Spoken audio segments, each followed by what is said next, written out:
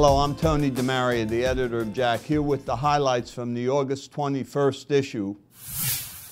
Among the most exciting developments recently in cardiology has been the development and availability of new antithrombotic agents, the thrombin inhibitors, dabigatran, the 10A inhibitors, rivaroxaban and apixaban.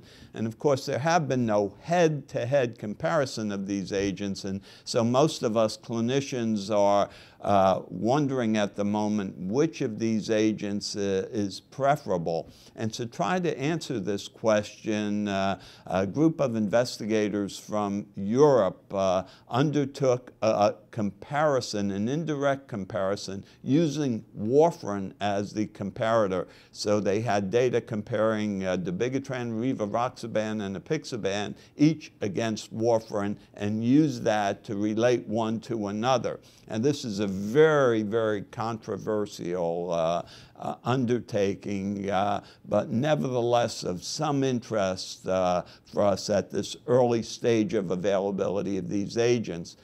And they found that dabigatran had a lower stroke and systemic embolism rate than did rivaroxaban. However, of course, the patients in the rivaroxaban study, the ROCKET-AF trial, had more advanced disease. There was no difference for any of the agents for ischemic stroke. In terms of bleeding, there was less bleeding found with apixaban rather than dabigatran 150 or rivaroxaban.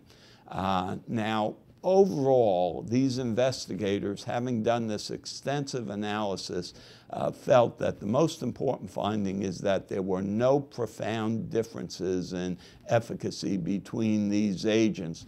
So given this, it seems to me that our choice of agent is likely to depend on other characteristics such as dosing or renal failure or things of that nature. Now, again, to repeat, this is an indirect comparison. The patients included in the various trials differed. The therapeutic regimens differed.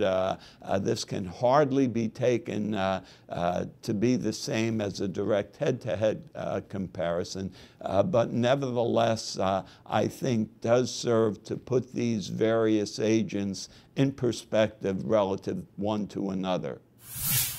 The role of statin agents as antiarrhythmic drugs continues to be debated. Now, the statins do have pleiotropic effects that might be of value, such as their effect on ion channels, heart rate variability, and on the QT interval.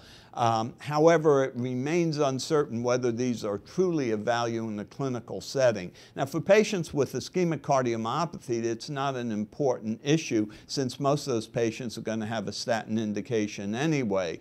However, it's much more relevant for patients with non-ischemic cardiomyopathy. And to try to address this, the investigators from the MADIT-CRT trial analyzed the results in 821 patients with non-ischemic cardiomyopathy. They looked at the patients who had statins versus the patients who did not, and they found that the statin patients manifested a 77% reduction in ventricular tachycardia, fibrillation, or death, and a 46% reduction in ICD firings. So the statins did appear to be effective in this retrospective analysis of the MADIT-CRT data. However, we have to keep in mind this was non-randomized, retrospective, and that all of these patients were unique in having heart failure and meeting the CRT requirements for the trial. And would I, at this point in time, begin my non-ischemic cardiomyopathy patients on statins? I think on the basis of these data, probably not strong enough. But I certainly think that they represent sufficient data to generate a true prospective randomized trial.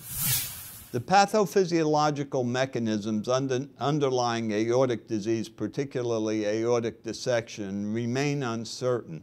And to try to assess this, a group of investigators looked at S100A12, a protein sometimes called calgranulin, and they looked at its role in patients who had aortic aneurysms and dissections. Now, S100 is an inflammatory protein that accelerates atherosclerosis, predicts coronary disease, and importantly is found in ruptured coronary plaques.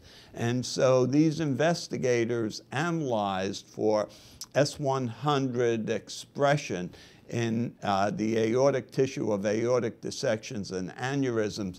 And interestingly, they found expression in all patients who had aortic dissections and 25% of patients with stable aortic aneurysms. So that this is an intriguing finding. This is an inflammatory protein. And this S100 calgranulin may in fact be a target for either diagnosis or therapy in aortic disease in the future. We were pleased to have these interesting papers to publish in JACC. For Inside JACC, I'm Tony DeMaria.